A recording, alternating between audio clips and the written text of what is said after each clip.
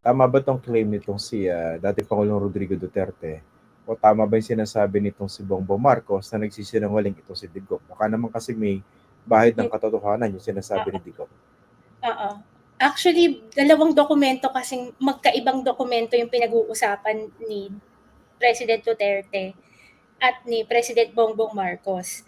Yung sinasabi kasi kung ang basehan natin ay yung podcast ni former President Duterte with Representative Ungab, na pinag-uusapan daw di umano doon yung may mga blank entry sa national budget. Pero yung specific document na nire-refer doon sa usapin na iyon, yung Bicameral Conference Committee report o yung Mm. version ng budget na na-ratify ng BICAM. Yung sagot naman ni President Marcos, iba rin ang pinanggagalingan niya. In fact, kahit yung sagot rin later ni ES Bersamin, ang sinasabi nila, walang blanco sa GAA. So, ibang dokumento po yon. So, ngayon, ano ba talaga yung totoo? Well, at least dun sa nakita ko na version ng bicameral committee report, meron ngang mga blank entries, particularly sa budget ng Department of Agriculture. So, siguro more or less 5, more than 5 yung nakita ko. Siyempre, hindi naman exhaustive yung pag-review ko, but confirmed na merong mga blank entries. At issue iyon na ni-raise dahil, at tama lang na i-raise dahil yung specific amounts po na nasa national budget natin, whether that's the proposed version o yung nira-ratify ng Kongreso at later on yung pipirmahan ng Presidente, importante yun. Kasi yun yung tinatawag natin in technical terms na appropriations. Mm. Yun yung level lang na pagkakagastusan. So, kaya nga tayong may national budget, kaya nga line item ang pagbabalangkas ng budget. Ibig sabihin, bawat item sa budget, bago yan i-propose, bago i-submit, bago i-approve ng kahit sino, may numero dapat. So, Mm. valid actually yung issue na bakit may mga blanco doon sa budget specifically ng Department of Agriculture. So, hindi natin alam of course kung anong dahilan. Kasi wala namang transparency nga dun sa BICAM. Hindi naman natin Okay. nasubaybayan yung deliberations. Hindi naman natin nakita rin yung kabuoang report. Better yet, yung enrolled bill.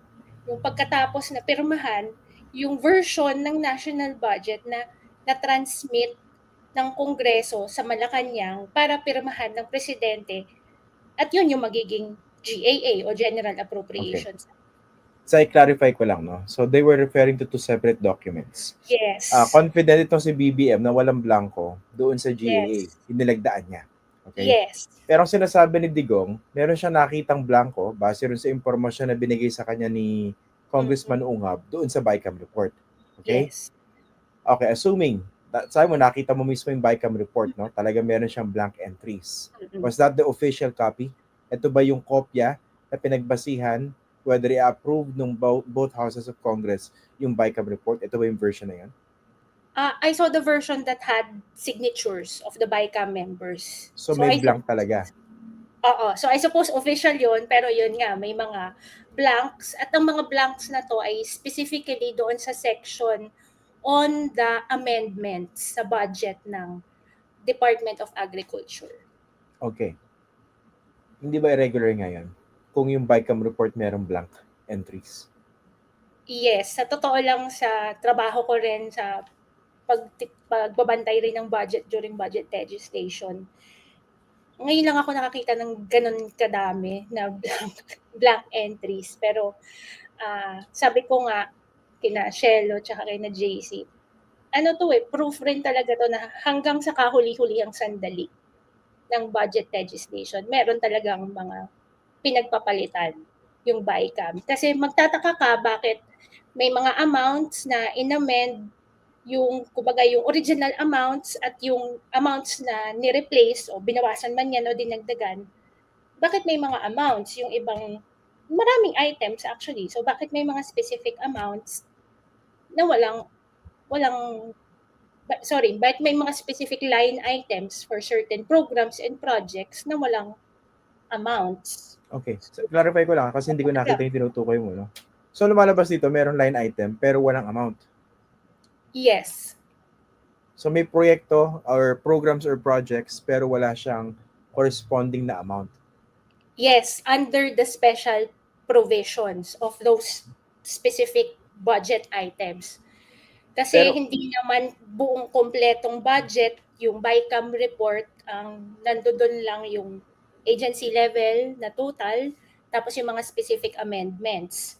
So, doon yung may mga blanks. Okay. Pero doon sa mismong version na inaprobuhan with finality ng both houses of Congress at nilagdaan nitong si Pangulong Bongbong Marcos, wala na yung mga blank na yan. Yun ang hindi natin alam. Hindi naman natin kasi alam, nakikita ko ano yung version na na-transmit, yung printed final copy nung pagkatapos ng BICAM report, tapos yun yung transmit nila sa Malacanang. Yun yung hindi natin alam. But pagdating sa GAA, at least I checked the DA figures, meron naman doon sa General Appropriations Act. So kung meron tayong presumption of regularity, masasabi natin na kinumpleto naman ng Congress yung mga blanks na yon bago na i-transmit sa Malacanang.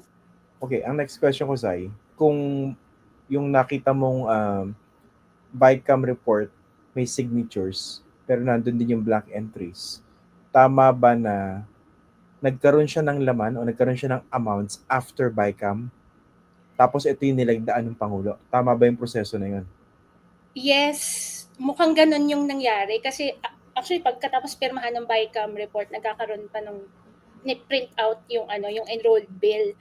Tapos at least doon sa BICAM report na nakita ko merong proviso doon na nagsasabing technical staff na yung bahala sa style edits. Pero ako personally, ang red flag sa akin doon, these are not merely style edits. These are figures. These are amounts of the project.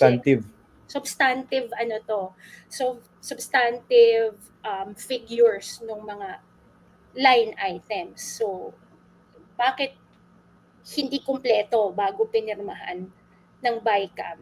At tama ba na ipaubaya lang yun sa technical staff ng Senate or ng House? Kasi we will need more information para talagang para mas mabusisi ito. So siguro dapat mas maging transparent dito yung both houses of Congress. Yung BICAM, ilabas nyo yan, yung dokumentong yan, kung meron mang blank entries or amounts or wala, para magkaalaman.